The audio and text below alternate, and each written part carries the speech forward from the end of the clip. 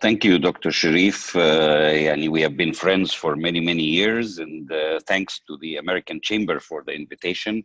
I wish soon enough we'll be together in person. Uh, Although I like technology, but it's nicer to be seeing you all. And thanks to Sylvia for the introductory comments, and to everybody who is here with us.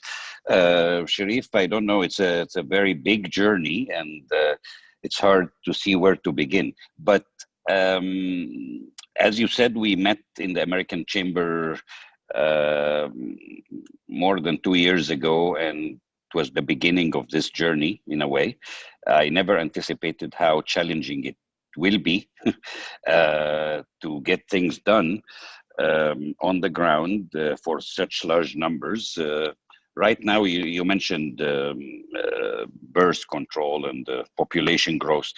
We are exceeding 23.5 million students, and about 1.3 or 1.4 million teachers and administrators and so on. So it's a huge ecosystem loaded with inherited problems.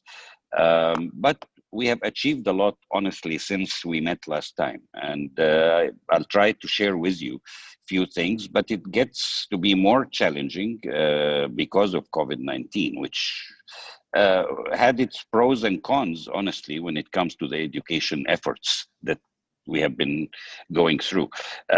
Let's talk, Dr. Sharif, about what we did in during the COVID-19, at least, and then where are we heading from now?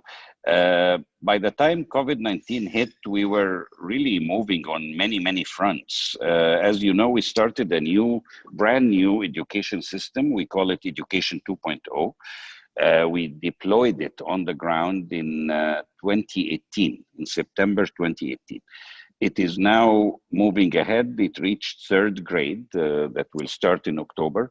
So we have 8 million students from KG1 until third grade on a totally new system. That's what the president was talking about a few days ago. It's a very modern education system. Dr. Dina Borai, who is with us today, was a main partner in doing that whole system. It was done with international partners. It's the state of the art, we think. It's a student-based model of education. It's very different, and the books are different. The teaching is different. Everything about it is different, and it's affecting 8 million of our young kids, and we are waiting anxiously for next year when they reach fourth grade, so we can tell more about their performance and how different they are. We were also investing in high schools in a different way. We are changing the assessment model in high school to get rid of the old model of memorizing and reciting information without really achieving any learning outcomes here. And we started using technology to assist in doing so. But the main change in grade 10 to 12 was changing the assessment model. So we resorted to different questions, open book exams, got rid of the kind of preset agreement that held the ground for many, many years of knowing what the exam problems will be and knowing the answers. There was a terminology about the perfect answer, the إجابة النموذجية. Kids knew the questions, the answers, and the rubric. So it was really a factory of generating grades, whether we admit it or not.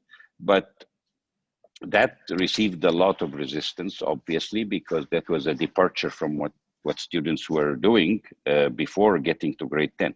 But during that time, fortunately, the state invested in an IT infrastructure for all high schools.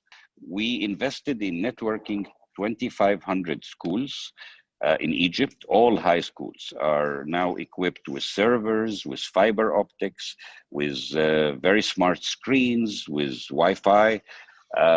Students have received tablets, not 700,000, Dr. Sharif.